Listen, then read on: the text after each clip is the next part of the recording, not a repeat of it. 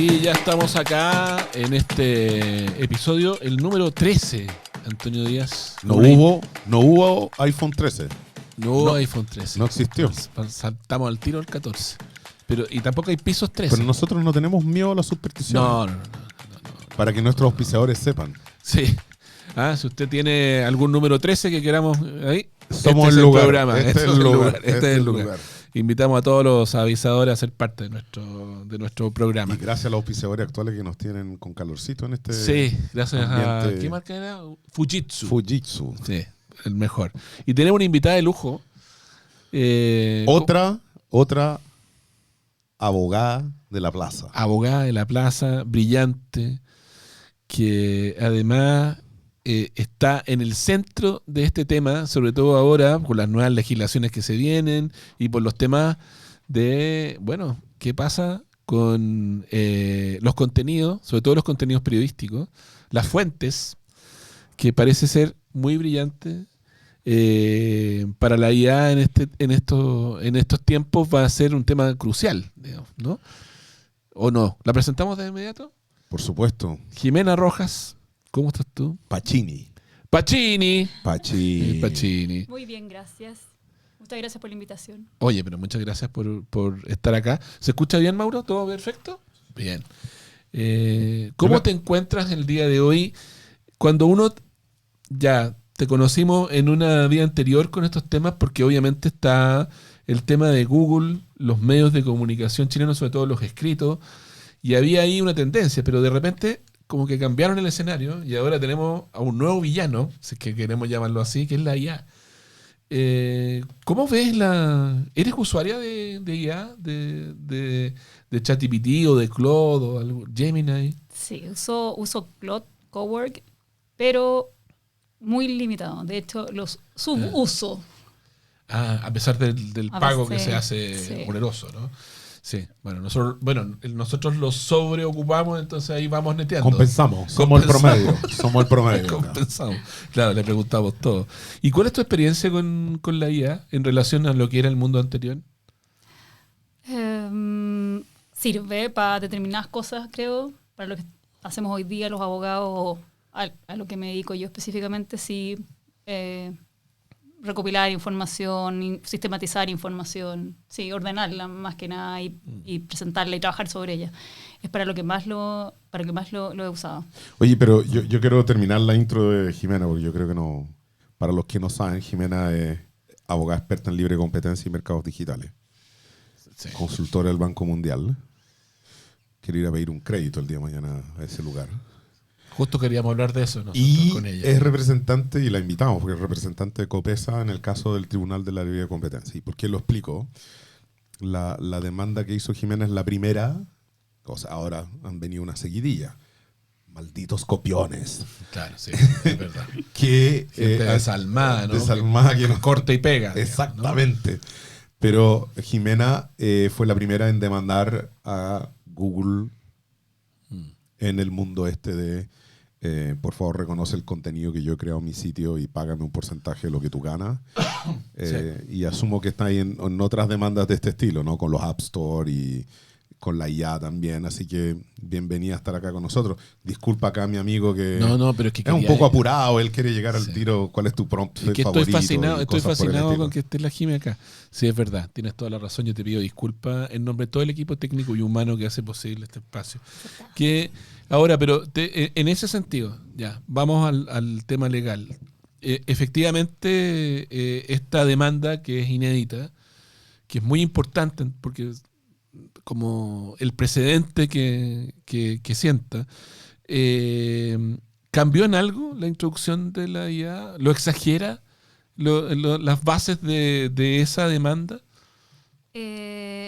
Claro, o sea, empeora el escenario definitivamente para los medios. O sea, pasamos de un mundo, nosotros presentamos la demanda por COPESA en marzo del 2024.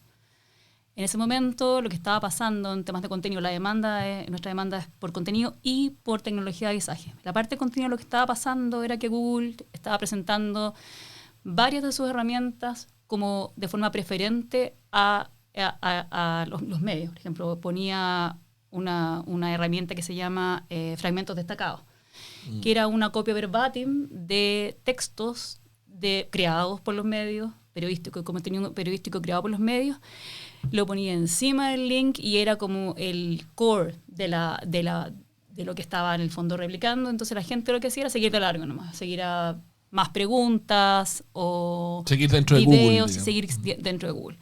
Ahora, con el advenimiento de la inteligencia artificial generativa que Google lanzó en su I.O. en mayo del 2024 y en Chile en octubre del 2024, esto se va de mano, se va al hiperespacio. ¿Por qué? Porque antes, si bien Google realizaba esta autopreferencia y se ponía a él encima y hacía que la gente estuviera más tiempo en su ecosistema, lo que hace ahora es sustituir, ya no degradar la presencia de los medios en el buscador, sino simplemente y derechamente sustituirse por los medios. ¿Y de qué forma? Toma el contenido de los medios, los sintetiza, los mezcla y entrega por sí mismo una información, contenido, etcétera, tomando varios medios. Entonces es peor el escenario hoy día. Wow. Bueno, y en ese sentido, digamos, ¿no? La demanda y el sentar estos precedentes, ¿es la única línea de defensa que tenemos o ahí se puede conversar con esta gente? No tengo idea. ¿Se puede llegar a un acuerdo? Lo que hemos visto en Chile y también en el resto del mundo, Google siempre dilata, estira el chicle, digamos, lo más posible. Entonces, es imposible sentarse a conversar con ellos si no es con una demanda al frente. La única forma es sentarlos a conversar de alguna manera.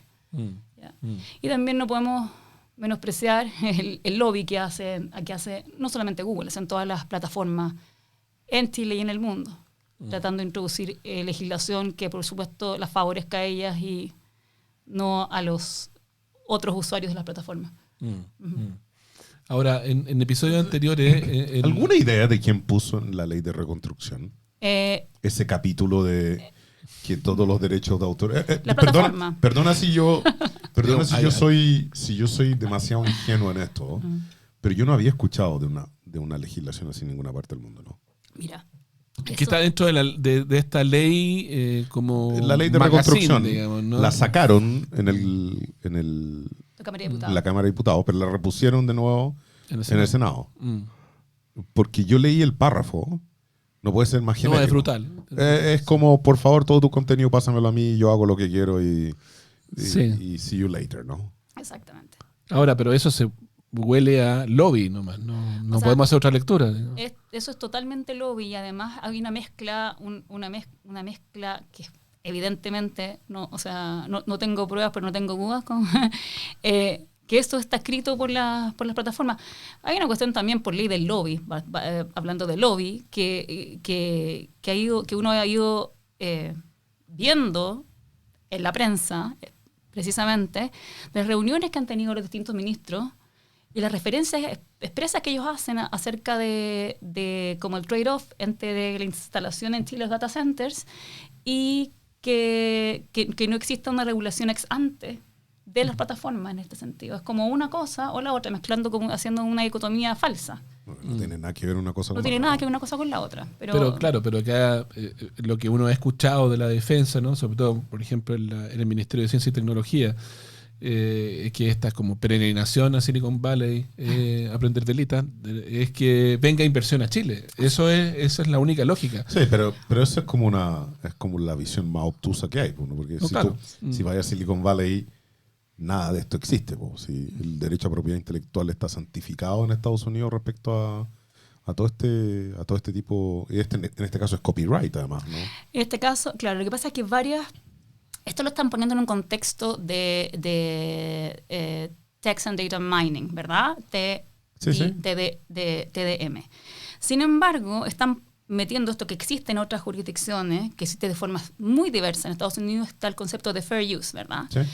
En Europa solamente, o específicamente, se tiene que dar en un contexto que no sea comercial. Y si es comercial, el uso que hacen las plataformas tiene otra distinta... Pero fair use son como 2 párrafos, son como 2 líneas, lo más, una cosa así. Hay Hay un conteo de palabras, pero... Y segundos en Yahoo, video y un montón de cosas más, ¿no? Yahoo peleaba permanentemente por esto cuando nosotros estábamos en Estados Unidos, que era que Yahoo era una plataforma que agregaba noticias desde otros sitios.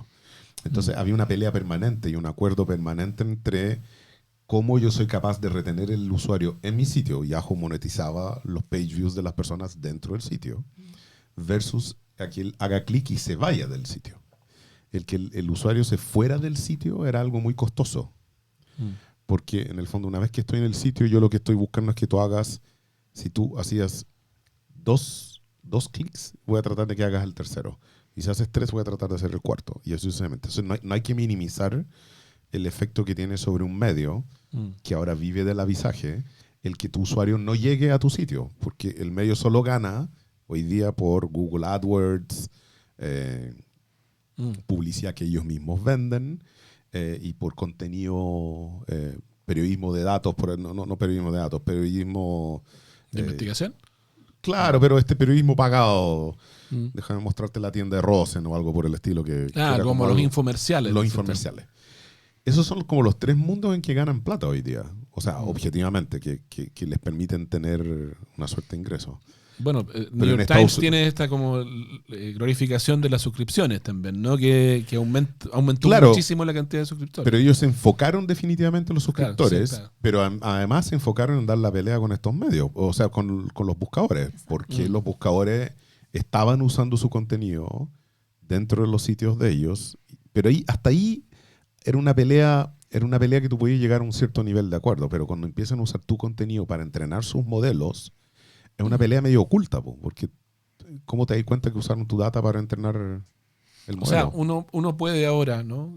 Y lo hemos hablado en otras en episodios anteriores, Jimé, que es poner, voy a escribir una columna, dame un formato tipo de Economist o dame un formato tipo de New Yorker, porque ya hay un perfil editorial que tiene registrado en su memoria la IA. Sin embargo, uno le podría decir, dame una columna tipo, no tengo idea, Daniel Matamala, y te la da, sin pagar nada, digamos, ¿no? Una simulación, ¿no?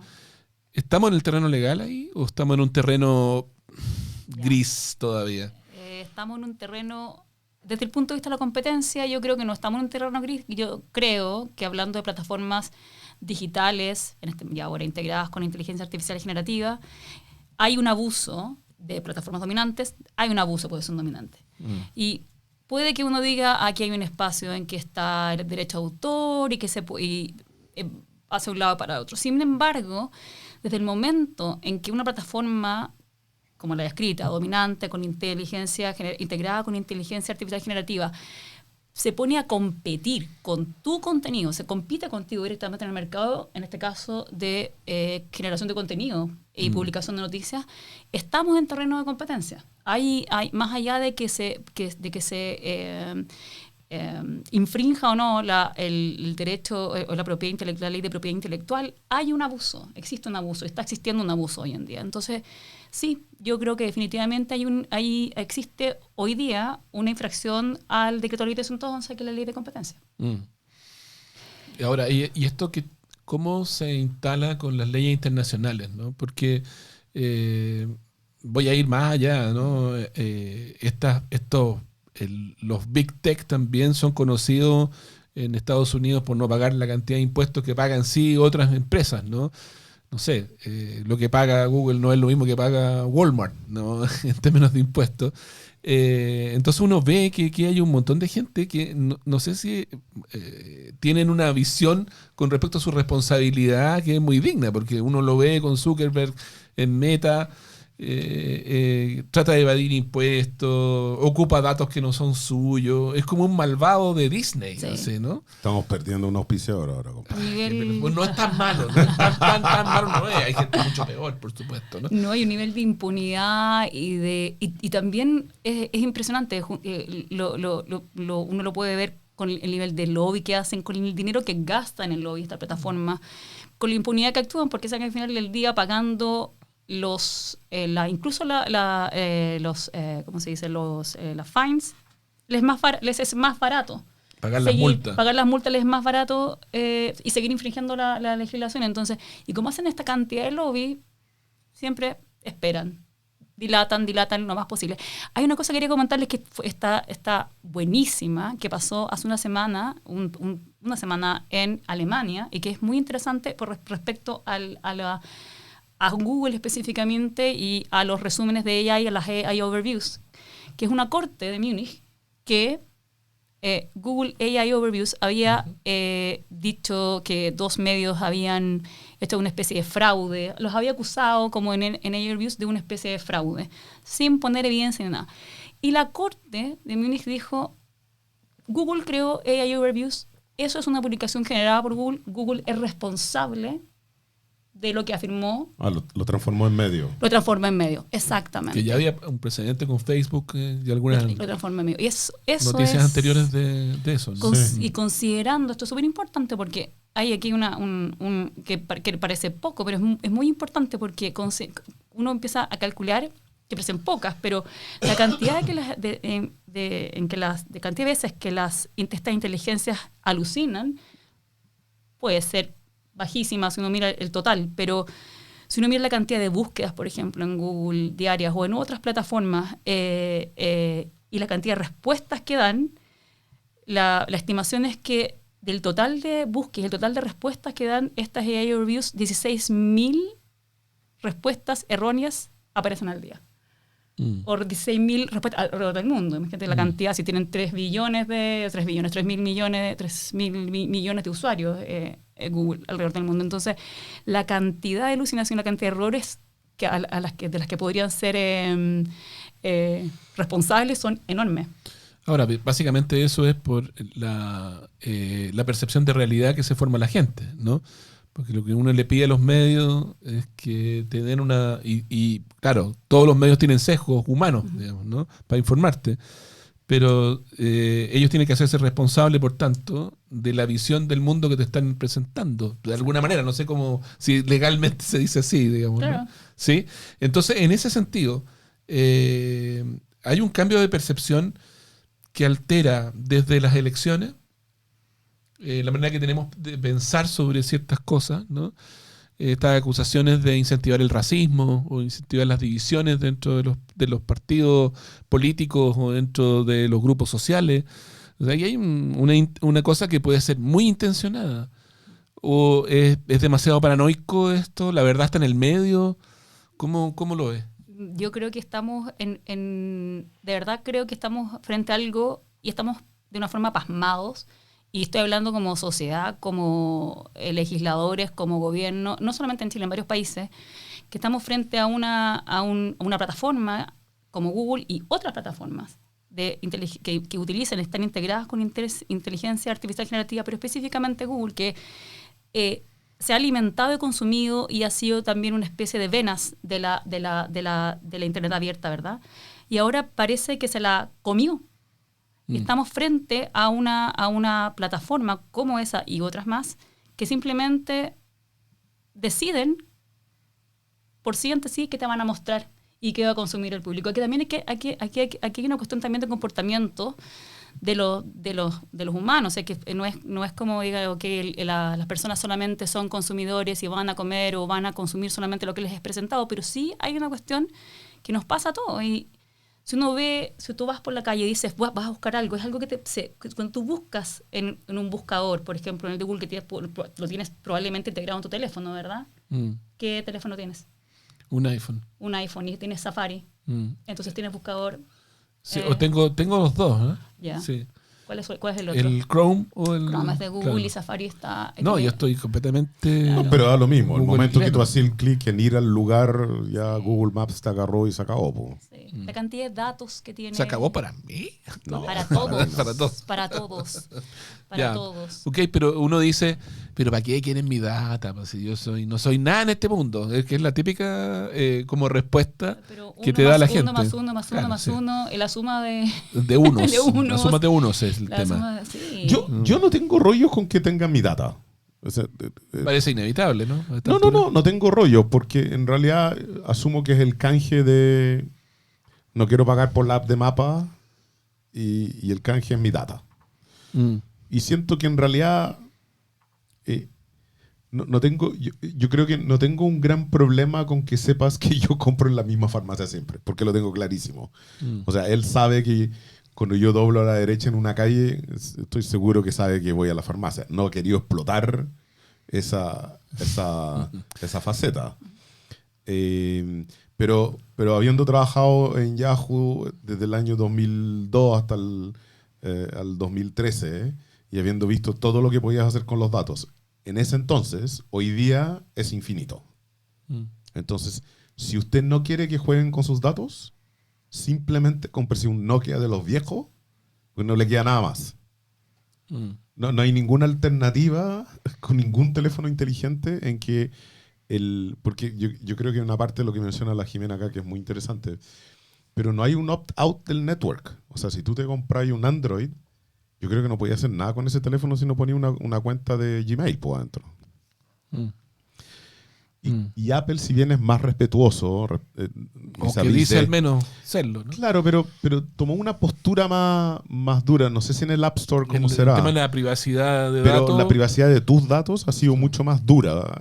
Apple, de hecho, prohibió, sacó la aplicación de Facebook durante un tiempo, el App Store, porque no, lo hacían. Y ha tenido lío con la justicia americana Y- precisamente por eso. No Exacto. quiere pasar los datos de los privados clientes, de porque sus clientes. siente que probablemente el negocio de iCloud se les acaba, así que saben que todo lo demás...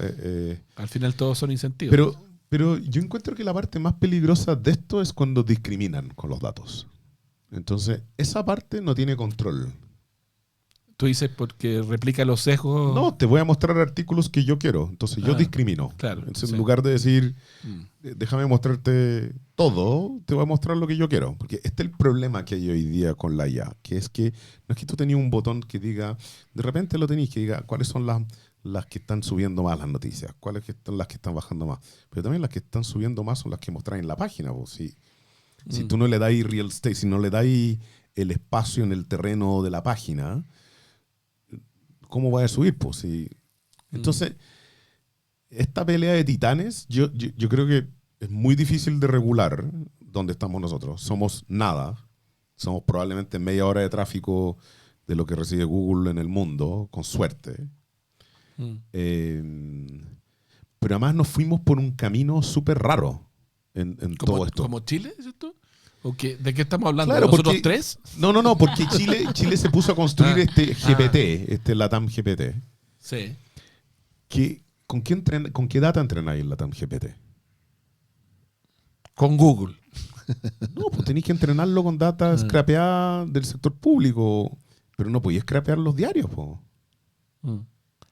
O sea, si scrapeáis los diarios con ese buscador. Sobre todo que el objetivo que perseguía este tema era conservar de alguna manera el lenguaje o los modismos Absolutamente. chilenos. Entonces tenéis que ir a los diarios, tenéis que Claro. scrapearlo. O sea, tenéis que ir a la cuarta, no tengo idea. O sea, tenéis que llegar a un acuerdo con ellos y decir, oye, pásame tu contenido para que yo lo pueda usar en este modelo. Entonces, es como raro el camino que estamos tomando en esto. Cuando yo vi el tema de la ley, encontré más raro todavía el camino que estamos tomando. la ley de... La no ley De la, reconstrucción. La la- ley de reconstrucción, si tú la aprobáis, es lisa y llanamente, por favor, pasa encima mío. Po. No, claro. O sea, yo tengo un diario y lo hago pro bono, porque no todo el contenido que tenga ahí lo voy a usar para entrenar tus modelos. A mí me parece raro desde el punto de vista político que alguien tan conservador, ¿no? Y tan neoliberal incluso esté jugando con un patrimonio chileno. Es propietario, ¿no? Es propietario. Es Sí, propietario. que me parece que le está entregando en O sea, bandeja a alguien. Pero esa ley la aprueba en Tribunal Constitucional al tiro, ¿no? Eso, es que ahora o sea, se No, se aprobó la idea de legislar de nuevo ahora en el Senado No. y ahora pasar a comisiones. O sea, Comisión de Hacienda, Comisión de Constitucional y Leyes, etcétera. Entonces va a pasar por el Senado ahora. Pero ¿y si la aprueban?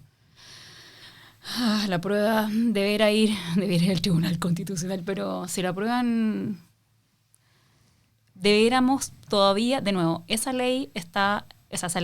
artículo que es decía el 71T, que es un nuevo artículo en la ley de propiedad intelectual, se refiere a propiedad intelectual. Yo podría todavía sostener que aun cuando ese artículo no se infrinja, en sede de propiedad intelectual todavía podría intentar decir que todavía se está infringiendo el artículo 3 de la ley del decreto de ley 211 de libre competencia. ¿Sí? Pero de nuevo, o sea, es porque Google siempre dice, en nuestro caso de hecho dijo, fue una cosa muy ridícula, dijo que nosotros no habíamos acusado una infracción de propiedad intelectual porque no podíamos hacerlo, peleó solo básicamente, porque nosotros nunca habíamos dicho que estaba infringiendo la propiedad intelectual, la ley de propiedad intelectual. Pero claro, siempre se afirmen eso en todo el mundo. En Estados Unidos dice que esto es fair use. Que el uso de... a mí el precedente que me da miedo con todas estas cosas es el tema de las aplicaciones de movilidad, los Uber. Que llevamos, yo creo que son 2 gobiernos completos en los cuales no hay reglamento. O sea, no había ley y ahora no hay reglamento. Oye, y tenemos un gallo que andaba 264 kilómetros por hora en la carretera, le dejaron el auto, el carnet de manejar, y tú vas en un Uber al aeropuerto y le quitan el auto.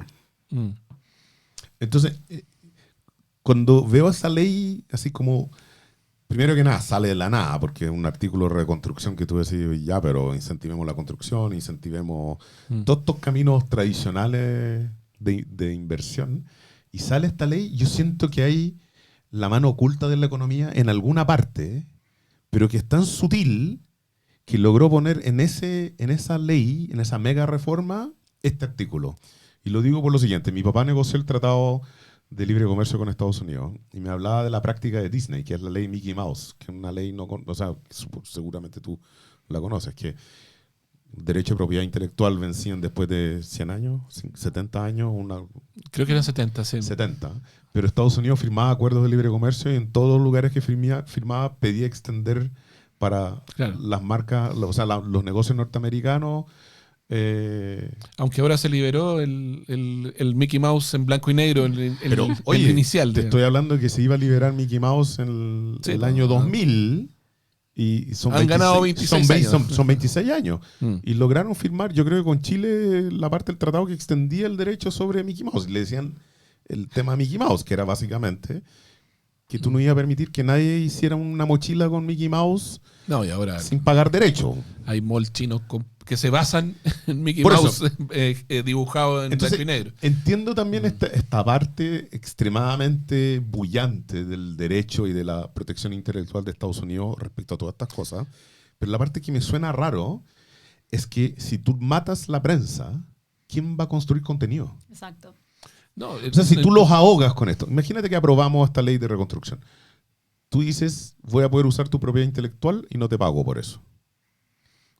¿Quién va a querer construir algo? ¿Quién va a querer hacer algo? Pero detrás yo creo del contenido, de quién crea el contenido, también está la otra pregunta, que es la necesidad de que exista una prensa libre que sea crítica al sistema y que sea investigativa y que por lo tanto, si es que asumimos que estas grandes corporaciones son las que nos van a informar, prescindimos de eso. Pero ¿de qué fuente te van a informar? Si claro. Al final del día es como el escorpión datos, que pincha, que mata a la ranita cuando está cruzando el río. O sea, ahora, pero de alguna manera, Jimé, cuando uno ve los noticieros de televisión, que es la otra área, son básicamente sensaciones ambientes, porque no te están informando nada, porque dan por asumido de que la gente ya se informó, de que la gente se enteró antes por redes sociales o por los mismos portales que ya no existen, pero que a través de Instagram o a través de lo que sea, ya se informaron de lo que pasó, ¿no? Yo me acuerdo cuando en mi experiencia de medio, la pregunta es, ¿qué hace la gente si es que hay una tragedia? ¿Qué es lo primero que hace? ¿No? Prende la radio, trata de encender la televisión. Y aquí han habido muchas olas. Yo me acuerdo que la primera ola fue cuando murió Lady Di, ¿no? Que fue 97. Claro, que fue la aparición de CNN como una Jimena televisión se acuerda global. del día y la hora. No, el día y la hora no me acuerdo el año. Pero... En 97, en los aeropuertos del mundo y los aeropuertos de Estados Unidos, la televisión mundial fue CNN. Paró. Y CNN era la única red global y ¡pop! Se incorporó. Cuando fue el 2001, los medios escritos tenían que salir el 12 de septiembre con la información del 11 de septiembre cuando ya todo el mundo sabía lo que había pasado. Y desde ese momento en adelante, muchos medios prescindieron de la noticia y empezaron a hacer análisis de la noticia. Interpretación, punto de vista, columna, reportaje, que es muy caro de hacer. Ajá. Y le dejaron esta área completamente desprotegida de la información diaria a las máquinas. Entonces, si uno quiere saber, por ejemplo, el temblor tanto, va a un sistema sismográfico que lanza una alerta automática. No hay un humano ahí que diga esto. O sea, digo que hay mucho de esta cuestión que viene de estos últimos 20 años, 30 años, y lo que tenemos ahora con la IA es una cosa que siempre dice Antonio, que es como la tubería que tenía gotera. Ahora olvídate lo que va a hacer esa gotera con la presión de agua que tenemos ahora. Porque hay algo que dijiste que me parece súper potente en términos del análisis, que la Internet ya no es abierta. Es una Internet intermediada por la IA ahora. Ya no busco en Google en que tengo el modelito de publicidad que hasta ahora me parece ingenuo. Tengo una máquina que me conversa como si fuera una persona inteligente y me está recomendando cosas y yo no tengo, o me está informando de cosas y yo no tengo idea de dónde sacó ese dato. Pero me la creo. Y ahí hay un punto súper importante también que la gente en general llama la canibalización de la AI, que para darte esa información, lo que hacen estos modelos es, obviamente, primero entrenarse con la información que está disponible, ¿verdad? Que han indexado, que han el Mickey Mouse de hace 100 años. Digamos. Claro, pero después para presentarte una mejor información hacen una cuestión que se llama grounding, ¿verdad? Y que van a buscar la información actualizada. Entonces te mejoran en el fondo la presentación. Sin embargo, no me acuerdo bien la fecha, pero ponte tú que por lo menos hace ya 6 meses atrás salen estudios que dicen que alrededor del 40% de la información que circula por Internet está generada por inteligencia artificial. Información sintética. Y el problema de eso es que la AI se está alimentando y retroalimentando con su misma información generada por ella misma. Y lo que empieza a pasar es que la información de la que se alimenta empieza a bajar de calidad, y lo mismo empieza a pasar con las respuestas que te empieza a pasar la inteligencia artificial. Entonces como es una bola de nieve que va empeorando la calidad de las respuestas que te va dando. Es curioso eso, no sé, porque lo hemos hablado con Antonio en términos de otro, que uno abre un poquito más el scope acá, ¿no? Y empiezas a hablar de educación, empiezas a hablar de democracia, empiezas a hablar de formas de gobierno, y ya la cuestión empieza a ser dramática, porque en la prensa, que es lo que te está más metida, obviamente ya ahí hay un cisma, digamos, ¿no? Y como tú decías, va a aumentar. ¿Cómo es el resto de las cosas si es que no frenamos esto de la prensa primero, digamos, ¿no? ¿Cómo es el resto de la articulación de este networking? Creo que está súper difícil, pero por eso no sé si ¿Nos quedamos tranquilos? No nos podemos quedar tranquilos. Y ese es el problema, que creo que no sé si estamos todavía a tiempo de hacer algo. Porque pasamos de esta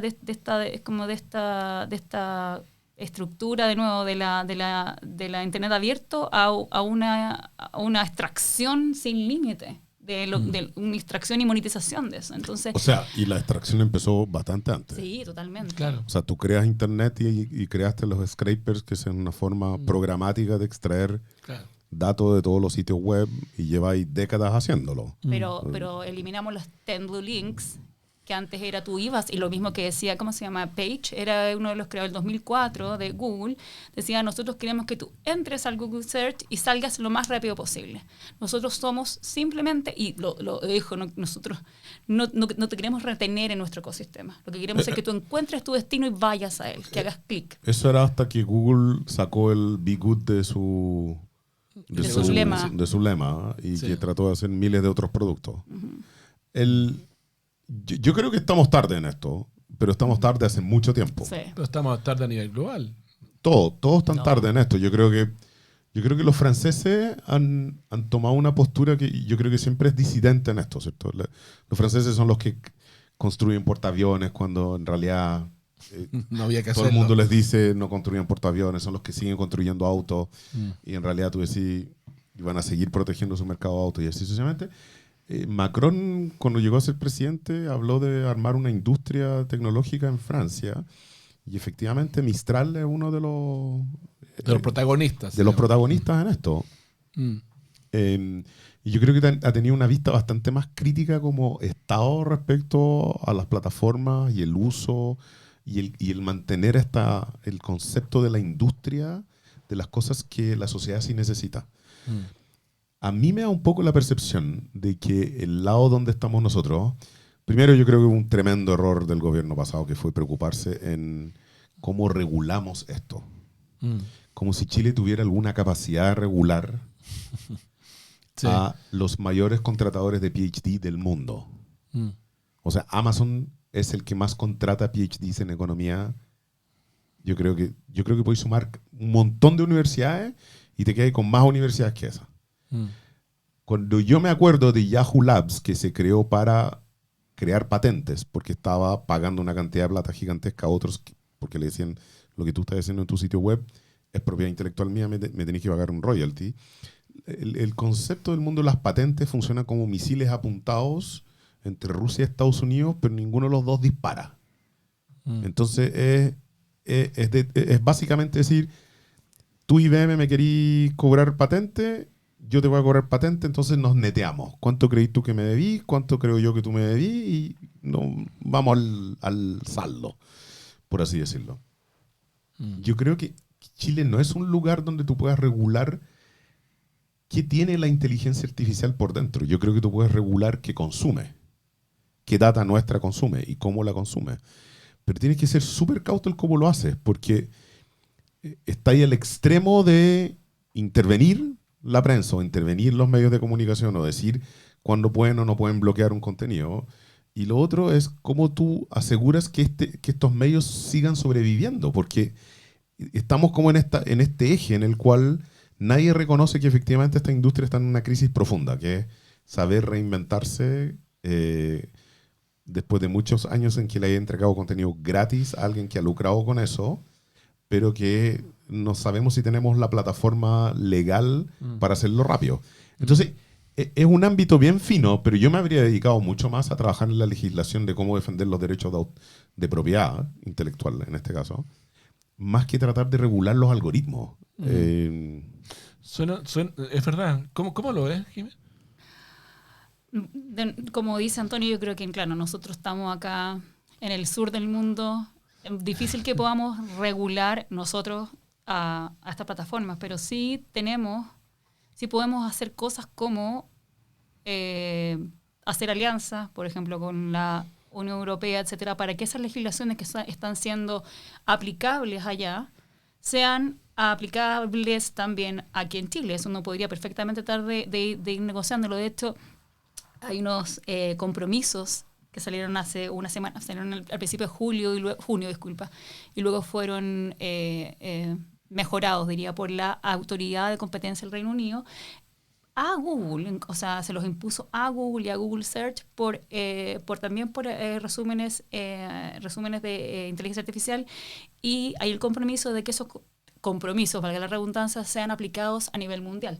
O sea, cosas así uno podría tratar de explorar, porque nosotros difícilmente vamos a poder tener commitments de Google así de regulación global, pero sí podemos hacer alianzas con jurisdicciones que son capaces y que tienen las herramientas y que tienen mucho mayor conocimiento que nuestras autoridades, o están más avanzados en el desarrollo de esas capacidades para implementar regulaciones similares sin tener que inventar la rueda, digo, y pudiendo de alguna forma colgarse o freeridear de esas regulaciones. Ahora, claro, una de las cosas que hemos conversado, Jimé, es que tiene que ver con que si esto fuera propiedad industrial, si estuviéramos hablando de propiedades industriales de la minería, esto estaría escrito en el cielo, digamos, ¿no? Pero sin embargo la prensa, y también desde un punto de vista los derechos que tienen que ver con propiedad intelectual en la cultura, parecieron ministros que están más bien como liquidadores de quiebra, ¿no? Como que están organizando una salida programada, más que defender un aparataje que, por ejemplo, en países como Corea o como el Reino Unido o como algunos otros son baluartes, ¿no? Canadá, Son, Australia. claro, son parte de su economía con muchos puntos del PIB. Entonces, cuando uno lo analiza y dice, claro, si es que esto le tocara a la agricultura, si es que esto le tocara a nuestra minería, si esto nos tocara en la pesca o nos tocara en el comercio internacional, entonces, porque he sabido que, por ejemplo, hay algunas empresas chinas que copian modelos de propiedad intelectual industrial y están armando plantas con secretos, los secretos mejor guardados que se supone que estaban en una bóveda de la oficina, y ese know-how ya está siendo replicado. Porque es cosa de poner los datos, como decíamos, poner apretado un botón y te aparece cuáles son las ventajas competitivas que tiene una industria sobre otra. Y si antes pensabas que podían importar, el tema es que ahora pueden instalar una fábrica al lado de tu casa. Eso está pasando en México, lo que pasó en África. Y ahí te cambia el panorama. Entonces creo que siento un precedente lo que está pasando en la prensa, lo que está pasando en la información, de manera que nos salta para muchos lados, ¿no? Pero no veo que exista esa visión de cuadro, sino que más bien una visión bastante primitiva, vamos a llamarlo así, ¿no? Como de la inversión y las luquitas hoy. Ahora, yo creo que es una industria que está pagando el pecado de muchas décadas de Estoy de acuerdo. reputacional. O sea, yo creo que no da mucha pena hoy día. ¿Tú O sea, dices de los medios? sí, yo lo digo desde la perspectiva de lo siguiente. El ataque que le ha llegado a los medios de que son fake news es una cosa que es como para que tú le perdáis el interés, ¿no?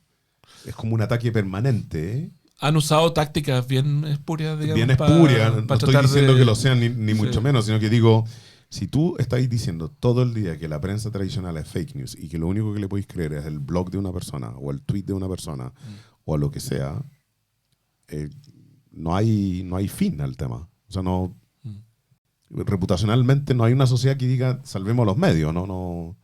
O sea, hay medios que le deben el pagar la indemnización a los periodistas que echó el año pasado. Sí. Entonces, obviamente, este no es el único problema que tienen nuestros medios, digamos, ¿no? Y es un problema que está pasando en todos lados. Claro. Pero, ¿cuáles podrían ser las salidas, ¿no? O sea, no quiero que me seas la luz iluminadora de todo, pero ¿por dónde en tu mundo, en estos temas que tú trabajas, ves que nos hablas de estas legislaciones más bien a nivel más bien global, ¿no? Europeo, esta ley de protección del intercambio de datos, ¿no? Que los europeos parecen haber avanzado a pesar de la crítica que se les hizo de que iban a reventar todas las posibilidades. Sin embargo, parece ser como líneas de defensa que tímidamente los humanos estamos levantando sobre estas mega hipercorporaciones que ni en Alien no habíamos imaginado que eran tan poderosas, digamos, ¿no? O sea, yo de verdad creo que estamos en una amenaza existencial. Yo creo que aquí está involucrada específicamente, pero no solamente hablando por los medios, pensando que aquí hay una cuestión de fake news, de información, de pluralismo, de periodismo profesional, de curatoría, de diversidad, etcétera, etcétera, etcétera. Pero el tema de las plataformas digitales es mucho más amplio que solamente el periodismo. Hablando de experiencia internacional, lo que ha pasado, uno puede ver lo que está pasando en Canadá, que por una ley obligaron, que se basó en una legislación australiana, que las plataformas, específicamente en Canadá, Google y Meta, están obligados a pagar alrededor, Google creo que son 100 millones de dólares canadienses al año para financiar a los medios. Lo mismo en Australia. Australia también dictó una legislación, sacó una legislación en que las plataformas están obligadas a negociar de forma justa, pagarle a los medios por el uso de contenido, y si no llegan a una negociación exitosa dentro de 3 meses, tienen que ir a un arbitraje forzoso. Hay distintas formas en que uno puede pensar, en que uno podría tratar de organizar esto. Y no solamente pensando en los medios, en otros creadores de contenido también. Diseñadores, porque todo esto, o sea, está todo metido aquí también. O sea, No, yo claro. hablo por lo que conozco en los medios, pero existen diversas formas en que uno puede pensar que por lo menos para el caso de los medios permitir, dada la importancia que tienen para una sociedad democrática, sigan subsistiendo y que no sean, como se dice, engullidos por estas plataformas. Antonio, últimas declaraciones. Yo me acuerdo cuando yo era chico y vivíamos en Francia. En Francia yo creo que, ellos abolieron esta ley el 2022, pero yo me acuerdo cuando era chico que la cantidad de teles que tú tenías en la casa pagaba un ítem adicional de impuestos. Simplemente porque ellos consideraban que tuvieras la televisión pública en varias televisiones no era el mismo costo que si lo vieras en una. No era cuando comprabas una tele, sino que tenías que declarar cuántas teles tenías en la casa. Si estáis viendo tres canales distintos al mismo tiempo, el mismo canal en 3 televisiones distintas, tú pagabas ahí un impuesto distinto al que tenía una tele. Y eso es declaración de la gente, porque no había ninguna tecnología para saber si estabais diciendo la verdad. Y eso, claro, pero por ejemplo la televisión pública francesa se financia con una fracción del IVA. Entiendo que la inglesa también. Sí, pues tiene las licencias de televisión, exactamente. Claro, y en Alemania va una dirección contraria y se paga por hogar, tengas o no televisor, se paga un fee por tener medios. Yo creo que a nosotros nos cuesta avanzar en esta dirección. Insisto, hemos tomado todas las malas decisiones posibles porque los medios no tienen una parte de financiamiento público, no tenéis cuando te toca a ti regular el tema de los datos, te vais por las bandas y te reguláis los algoritmos, que yo creo que es el más grave de los errores. Porque ¿quién va a ser capaz de alguna vez ver el código fuente de Claude? Nadie. ¿Qué día te van a abrir la receta de la Coca-Cola? No. Y tercero, no hay hecho la legislación más, porque yo asumo que la pelea que tú estás dando es de David contra Goliat, ¿no?